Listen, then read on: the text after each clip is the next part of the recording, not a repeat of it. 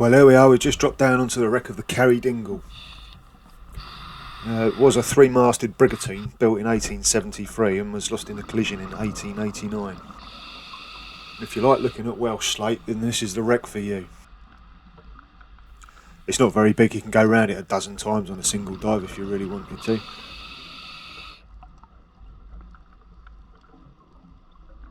When the Carrie Dingle was first built, the surveyor wrote in his remarks that the Carrie Dingle is a good little vessel and he was pleased to award it an A1 classification.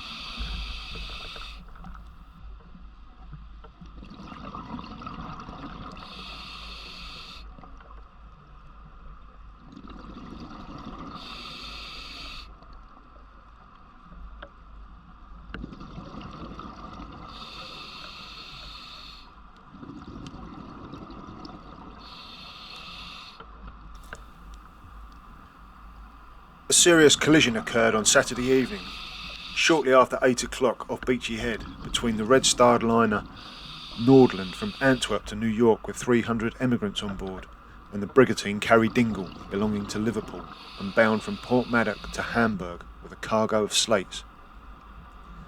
The captain of the brigantine is a Mr. Charles Roberts of Bangor. The crew give the following particulars of the disaster. On Saturday evening, their vessel was about 7 miles outside of the Royal Sovereign lightship.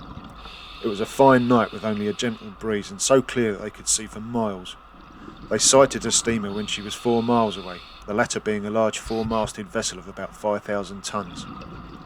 As the Nordland appeared to be bearing down upon them, the captain of the brigantine endeavoured to attract attention, but seeing that no notice was taken of his signals, he summoned his crew on deck.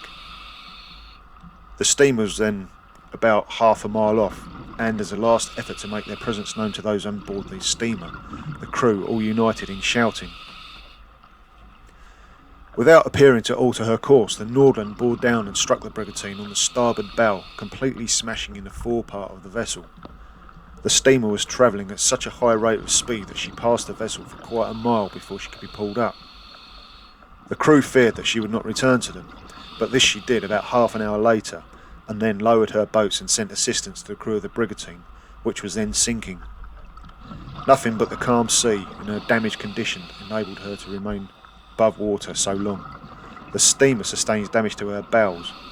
The mate of the brigantine states that when he went on board the Nordland, her decks were crowded with emigrants and other passengers who were in a more or less excited condition. The brigantine sank shortly after the crew had been taken off. The crew were subsequently put on board an Antwerp vessel and taken to Dover, where they were handed over to the authorities of the Dover National Sailors' Home, which institution they left the other evening for their homes in Wales.